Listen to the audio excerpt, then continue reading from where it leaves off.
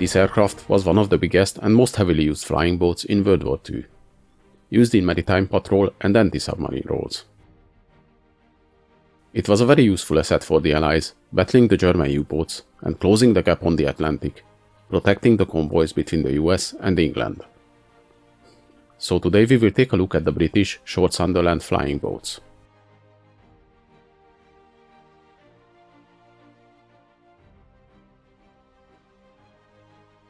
The story of the Sunderland actually starts in the late 1920s, when its predecessor, the short Sarafand, was proposed as a reconnaissance aircraft. This big 6-engined flying boat first flew in 1932, but it wasn't a very successful design.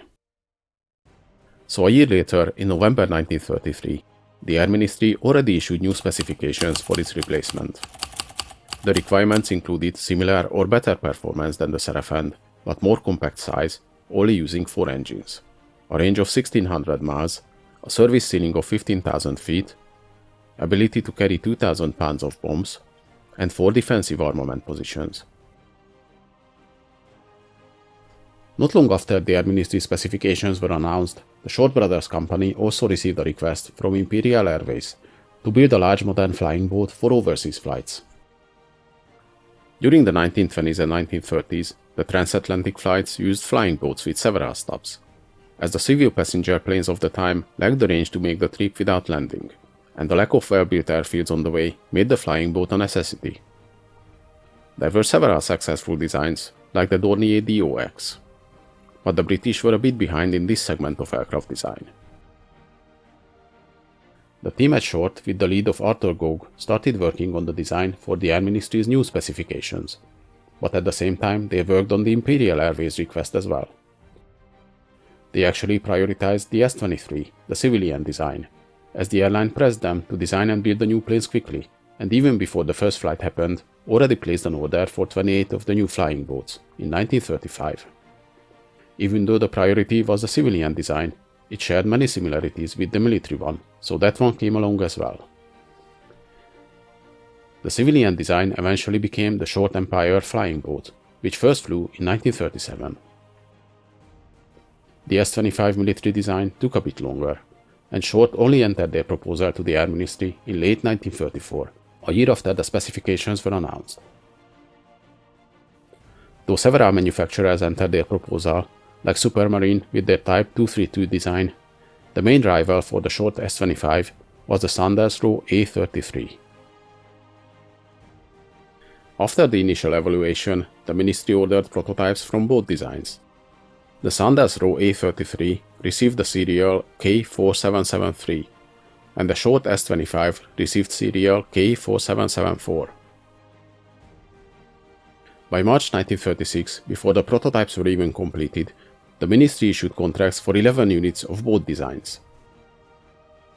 In July, their confidence in the Short design grew further, as almost the same time as the final conference was held on the S-25 proposal, its sibling, the Short Empire, made its maiden flight without any problems. The Air Ministry only asked for a few changes on the initial design. The plans for the 37mm cannon were dropped, and the tail gunner position received a power turret with 4 machine guns. This made the aircraft somewhat tail-heavy, which later required changes on the wings. For the first flights, however, the prototype still featured the original straight wings, and some ballast were added in the nose to counter the heavy turret in the tail. The planned Bristol Pegasus 22 engines were also not available for the first flight, so slightly weaker Pegasus 10 engines were fitted, delivering 950 horsepower each. The maiden flight happened in October 1937, and the plane flew for 45 minutes without any problems. After 4 more test flights, the K4774 returned to the factory for a refit, receiving 4.25-degree sweep on the wings to counter the tail heaviness, and the new Pegasus 22 engines developing 1010 horsepower each. The first flight with the new wings and engines happened in March 1938, and just a month later, the first plane was ready from the already ordered 11. The aircraft showed very good performance. At 150 miles an hour cruise speed, it had 2,750 miles range. It was well equipped for the long flights, thanks to its size. The interior was quite spacious, included 6 bunks where the crew could rest, a kitchen, a mess hall, toilet, and even a machine shop for small repairs. As you can see on these pictures, the word spacious might actually be an understatement for the Sunderland. The design of the plane also included many smart features. The hull was built with bulkheads, separating 6 parts, so in case of penetration the plane would not sink easily. When mooring the aircraft, the front turret was able to slide back to give access to the nose. And the Sunderland was the first flying boat equipped with power turrets. As it turned out, in the end it actually never had to prove itself in a fly-off against its competitor, the A-33. The K4773 prototype, when it finally started flight tests almost a year after the Sunderland, in October 1938, had bad performance on water, showing heavy purposing. And just 44 days later, it suffered a wing failure during a takeoff. The prototype was unrepairable, and the ministry cancelled the contract, leaving the Sunderland without a competitor. The first Mark I Sunderlands started to arrive to their units in June the same year.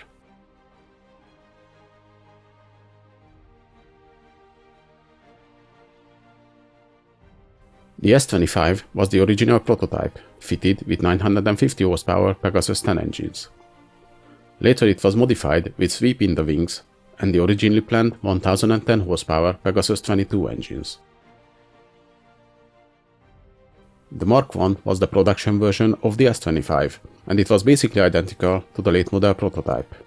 Late 1940, a second machine gun was added to the nose turret, and 2 others on each side at the waist gunner positions. 90 units were built. The Mark II received stronger Pegasus 18 engines, equipped with 2-stage superchargers, developing 1065 horsepower. It also featured a new tailgun turret, which allowed for more ammo storage, and later in the production, the 2 waist gunner openings were deleted, and a dorsal turret installed, with 2 7.7mm machine guns. Only 43 were built from this variant, with the introduction of the next Mark III version. The Mark III featured a bigger redesign on the hull. The earlier edge on the hull bottom was changed to a faired mainstep design. This resulted in about 10% less drag. They also featured the ASV Mark II and later the Mark III radars. The defensive armament was constantly upgraded on the Sunderlands. From 1943, the Mark IIIs, apart from the earlier front, rear and dorsal turrets, could feature additional 2 or 4 7.7mm machine guns in the nose, fired by the pilots, and sometimes 50 caliber machine guns firing through beam hatches. 461 Mark IIIs were built. The Mark IV was a big modification of the type, intended to be used on the Pacific. They featured stronger 1700 horsepower Bristol Hercules engines, a longer hull and upgraded defensive armament, with 2 50 caliber machine guns in the nose and tail turrets, additional 2 on each sides, and 2 more forward-firing ones. The dorsal turret carried 2 20mm cannons. The bigger size and added equipment raised the maximum weight of this version to 75,000 pounds. Only 8 of these were built, and they changed so much that they received a new name as S-45 Seaford. The Mark V variant was a result of the constant weight increase on earlier models. While the Mark I had a maximum weight of 56,000 pounds, the Mark II and III weighted around 58,000 pounds. As a result, the Mark III Sunderlands had their engines running almost at full speed constantly, and they couldn't keep altitude if they lost 2 engines. Followed by suggestions from Australian crews about using the stronger Pratt & Whitney R1830 engines, rated at 1200 horsepower, trials were conducted in 1944. The results were better performance with no drawbacks, so the production was switched to the Mark Vs. 155 units were built, and 33 earlier models were converted to these specifications.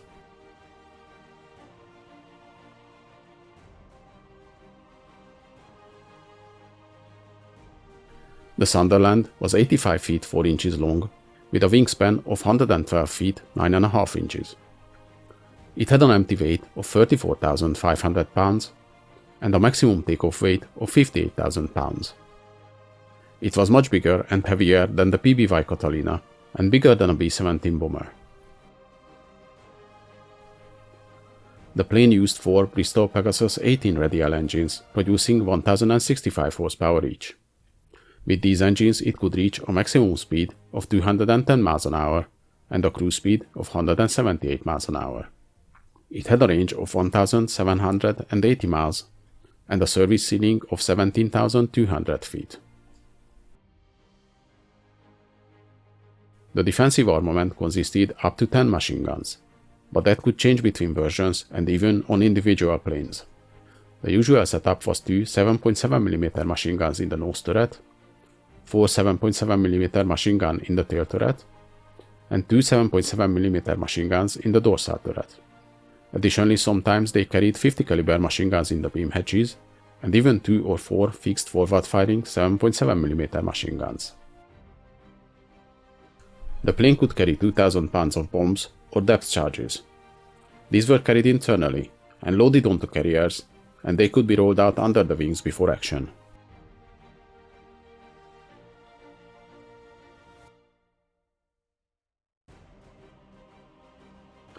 The first Sunderlands entered service in June 1938, and at the breakout of World War II, the RAF had 39 of them in 3 squadrons. They started their wartime operations on 3rd of September 1939, patrolling shipping lanes. Apart from long-range patrol and anti-submarine duties, the Sunderlands many times rescued crews from torpedoed ships, although this was a dangerous task, as the plane's hull was not designed to withstand the strong open sea waves, and they had to be careful when picking up survivors, as even a lifeboat could pierce the hull of the plane. The first successful attack against the submarine came in January 1940, when a Sunderland bombed the already damaged U-55, but the first unassisted kill from the type came only a few months later, in July. Though the Sunderland was mainly built for anti-submarine operations, at first they were not very successful at that. The 250 and 500-pound bombs they were equipped at the beginning were not very effective against the U-boats, but by 1943 these were replaced with newer, more effective depth charges, and these helped the Sunderland to establish itself as a very effective anti-submarine aircraft. This year marked the height of the German U-boat operations and the efforts of the Sunderlands to counter them. To help the planes fight their target, the equipment included the ASV Mark II radar, which was later upgraded to the Mark III variant to counter the German Metox radar warning system. The new equipment and the efforts of the crews paid off as the merchant ship losses started to decline and the U-boat losses started to rise.